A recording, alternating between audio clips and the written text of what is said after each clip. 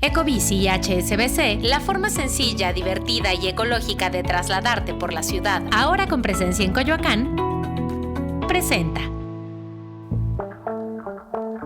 el departamento de lujo del secretario de la Defensa. También Estados Unidos está por agotar su límite de crédito. Y Luis Miguel resulta gran negocio para Santander. Es martes 16 de mayo, yo soy Javier Garza, esto es Expansión Daily y nosotros estamos listos. Esto es Expansión Daily, lo que hay que saber.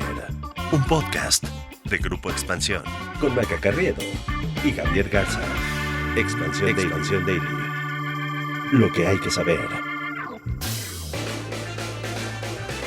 Con Puri Lucena entrando de cambio por Maca Carriedo el día de hoy porque tenemos a Maca un poco fuera de combate, así que me acompaña hoy Puri, editora de la revista Expansión. Puri, buenos días. Hola, buenos días, ¿cómo estás, Javier? Pues bien, arrancando ya este martes con mucha información y con una revelación que vaya que sacudió ayer las noticias, porque ya es la segunda que nos enteramos de los lujos que le gustan al secretario de la Defensa Nacional, al general Luis Crescencio Sandoval. Habíamos hablado sobre los viajes al extranjero que se habían revelado en los Guacamaya Leaks, pero ahora una investigación de Mexicanos contra la Corrupción revela que una accionista de una empresa proveedora de la Secretaría de la Defensa le vendió al general Sandoval un departamento por lo menos en una tercera parte de lo que cuestan en el exclusivo fraccionamiento Bosque Real en la zona residencial de Huixquilucan. Así es, Javier, y el departamento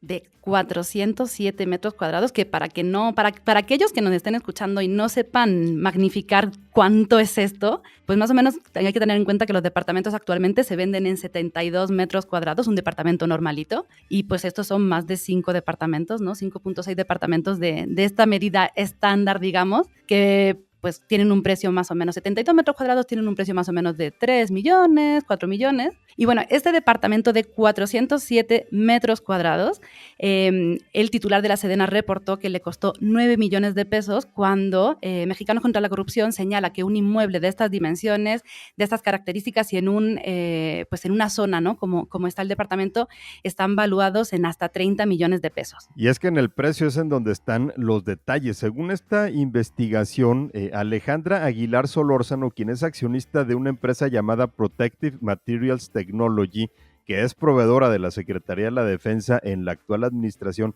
le vendió al general Sandoval este departamento. Y lo curioso aquí es que la compra del departamento no está en la declaración patrimonial que el general Sandoval hizo pública en mayo de 2022. La declaración pública no informó sobre la adquisición del departamento, pero en una copia de la declaración completa con fecha del 17 de febrero de 2020 aparece que Aguilar Solórzano fue quien le transmitió la propiedad al titular de la Secretaría de la Defensa, que es un inmueble que habría sido adquirido por Sandoval mediante un crédito hipotecario del Banco del Ejército. Sí, si bien el crédito original fue de 9 millones de pesos para mayo de 2022, el titular de la Sedena ya había pagado la mayor parte y su saldo era de 3.8 millones de pesos.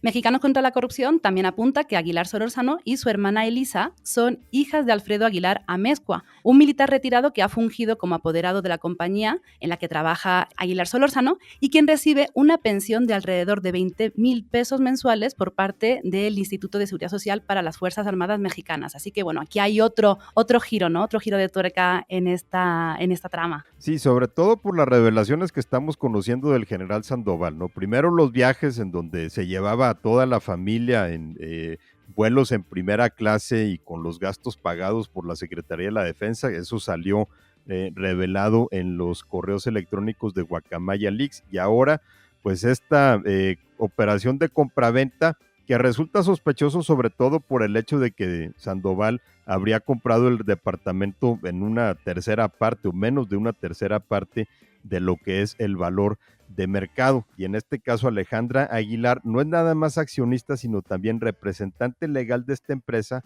a la que la Sedena le otorgó un contrato por 319 millones de pesos para el abastecimiento de juegos de placas balísticas. Sí, así que bueno, pues como decías, ¿no? Una revelación más sobre el titular de la Sedena que ya empieza a no extrañar, ¿no? Este tipo de casos para él. Y también, siguiendo un poco con la información, hablamos ahora de que Estados Unidos podría incurrir en el impago de su deuda a partir del 1 de junio si los congresistas de este país no logran un acuerdo y el techo de endeudamiento se alarga, lo que sería una bomba de grandes dimensiones si ocurre. Ya han advertido organismos como el FMI o funcionarios de alto nivel como la secretaria del Tesoro de Estados Unidos, Janet Yellen. Este es el problema del llamado techo de la deuda que tiene el gobierno de Estados Unidos cada cierto tiempo, porque el Congreso fija el límite de dinero, la cantidad límite de dinero que el gobierno de Estados Unidos puede pedir prestado para pagar sus obligaciones, y cuando se les agota esa línea de crédito, tiene que recurrir al Congreso para que se las extienda. La línea de crédito en realidad se había agotado desde febrero, pero el Departamento del Tesoro, a través de medidas extraordinarias, moviendo dinero por aquí por allá, dicen que pueden alargar la capacidad de pago de Estados Unidos solamente hasta el 1 de junio, pero que para entonces, pues el Congreso, que ahorita está en manos de los republicanos en la Cámara de Representantes y no quieren dar su brazo a torcer, pues si no les aumentan, Estados Unidos podría incurrir por primera vez en moratoria, ¿no? Y no pagar sus obligaciones, lo cual anticiparía una crisis financiera porque resultaría que ya ningún instrumento de deuda es seguro. Así es, ¿por qué es importante esto? Bueno, la deuda pública estadounidense es clave para que la Reserva Federal establezca su objetivo de tasas de interés de corto plazo. Llevamos desde que inició la pandemia, ¿no? Desde mediados de la pandemia, hablando mucho del tema de tasas de interés. Así que, bueno, pues cualquier cosa que desestabilice, el mercado de bonos del Tesoro podría alterar estos mecanismos, ¿no? La Fed usa estos bonos del Tesoro para muchas operaciones clave y también puede pedir prestado, comprar bonos del Tesoro para mantener la tasa de interés de los fondos federales en el nivel fijado. Entonces la secretaria del Tesoro, Janet Yellen, dice que el gobierno podría quedarse sin dinero para pagar todas sus facturas a principios de junio si no se eleva este llamado techo de la deuda, que también han criticado mucho a los republicanos en el Congreso por la hipocresía de no querer elevar el límite de deuda para pagar obligaciones que habían sido contraídas desde el gobierno de Donald Trump. Pero los republicanos han agarrado esto pues como una especie de carta de negociación con el presidente Joe Biden para sacarle recortes en el presupuesto. Sin embargo, pues especialistas advierten que es demasiado peligroso jugar con el techo de endeudamiento porque dicen el instrumento monetario más seguro del mundo son los bonos del Tesoro estadounidense, ¿no? Y el dólar es la moneda más fuerte. Si resulta que Estados Unidos ya no puede pagar esos bonos, pues se vendría un pánico financiero. Sí, ya venimos también durante meses hablando del tema de una recesión, una posible recesión en Estados Unidos, y con este tema de la deuda, pues esta parte o estas preocupaciones podrían aumentar todavía más, ¿no? O más bien están aumentando ya, pues bastante, ¿no? Porque ¿qué supone este tema de impago? Puede afectar a la creación de empleos, puede haber precisamente, ¿no? Una ralentización en el empleo, y eso al final, por supuesto que va a afectar no solamente a Estados Unidos, sino también a otros países, y entre ellos, por supuesto, México, ¿no? Claro, empezando por nosotros, ¿no? Porque la economía mexicana es una que está totalmente ligada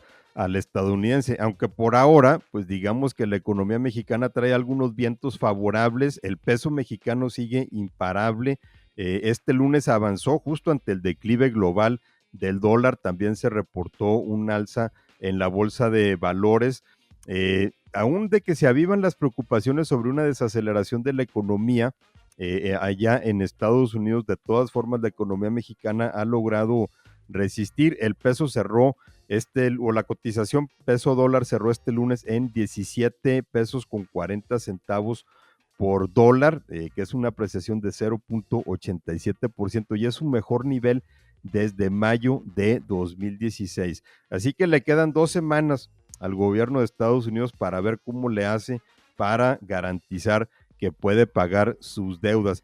Y hablando de pagos, Puri, pues también tenemos que hablar de esto que está surgiendo a raíz del caso de Emilio Lozoya, el exdirector de Pemex en el gobierno de Enrique Peña Nieto. Hace rato que no tocábamos este caso, pero ya los defensores de Lozoya dijeron que los 10.7 millones de dólares que se ofrece como pago de la reparación del daño por los casos Odebrecht y agronitrogenados, que son los que lo tienen en la cárcel, es un monto que ya fue aprobado por el Consejo de Administración de Pemex y que incluso ya fue reclamado de manera formal por el gobierno federal. Sí, así es. A través de un comunicado compartido en redes sociales por el despacho Ontiveros Consulting, la defensa de la familia Lozoya ya precisó que pese a que hace unos días el director general de Pemex, Octavio Romero Oropesa, había dicho que tanto Pemex, ¿no? que tanto la administración de Pemex como el gobierno de México no estaban satisfechos con estos 10.7 millones de dólares que pagará Lozoya Austin,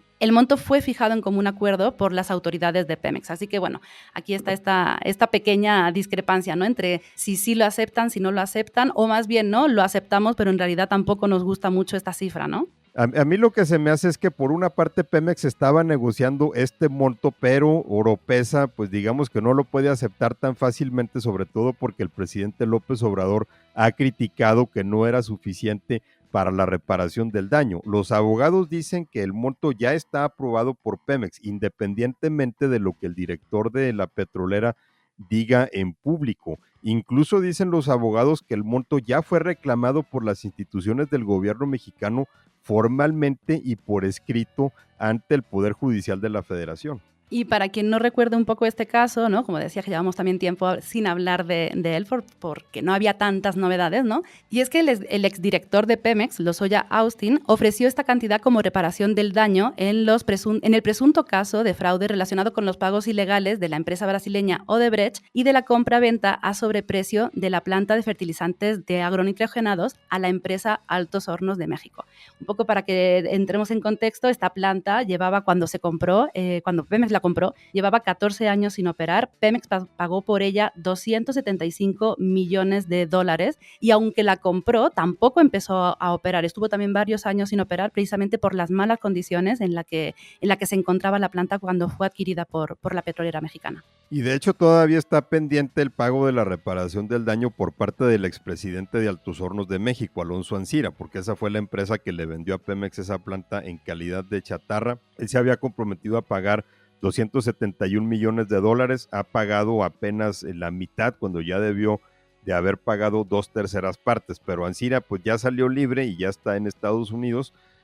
Para Lozoya, pues este acuerdo reparatorio es lo que significaría su libertad, aunque también sería un golpe político importante para el gobierno si sale libre y al gobierno de López Obrador se le cae uno de los principales casos de corrupción que ha perseguido. Sí, al final teniendo en cuenta, ¿no?, que ha hecho de la corrupción su bandera, y si comparamos el pago o la compensación, ¿no?, que ofreció y que aún no se subsana, ¿no?, que ofreció Ancira versus lo que está planteando Lozoya, la verdad que hay una diferencia importante, ¿no? Y también hay que recordar que precisamente este caso al final también tuvo muchas afectaciones para Altos Hornos, ¿no? Al final la empresa se vendió el pasado mes de abril, la empresa además está en una declaratoria de quiebra, precisamente a raíz de toda esta parte que pasó con agronitrogenados, ¿no?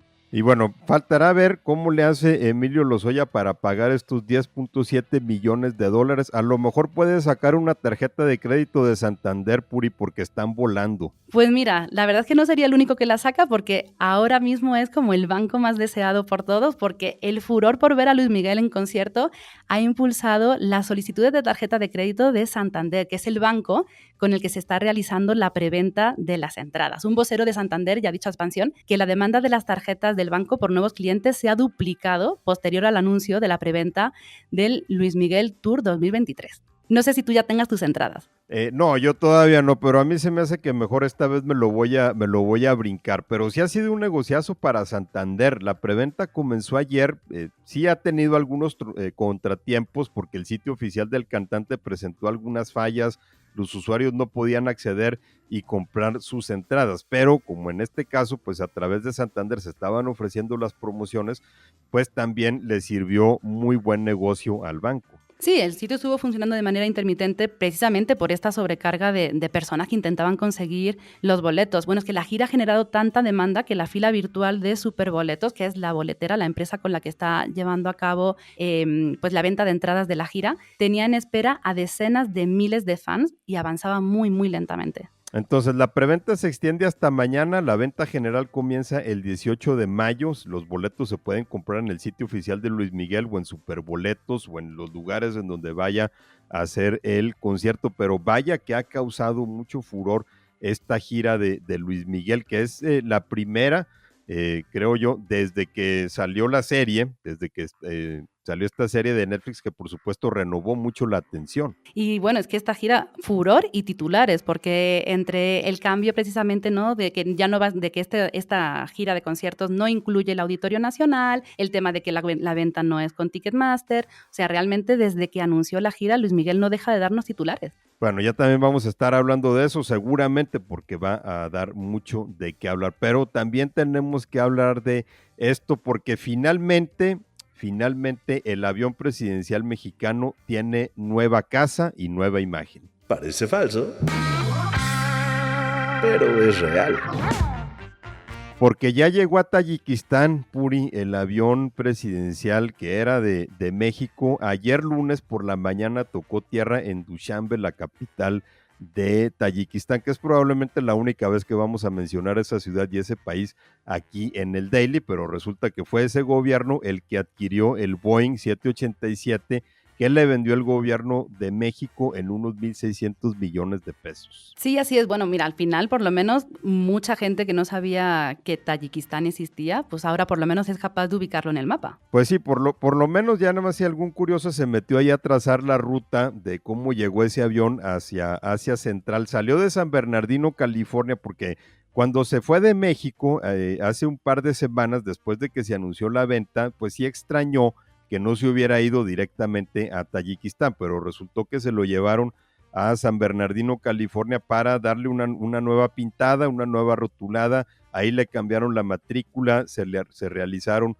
todos los trámites de aduanas, se le dio también obviamente una revisión al avión y finalmente el domingo salió para un vuelo de más de 16 horas hacia Dushanbe y bueno, ya también estuvieron circulando las fotografías donde se veía el nuevo pintado con la bandera de Tayikistán y la leyenda del país. Sí, adiós ahora sí a la bandera de México. Y bueno, en este caso por lo menos que el gobierno de López Obrador ya logró salvar la honra porque se le estaba complicando muchísimo la venta.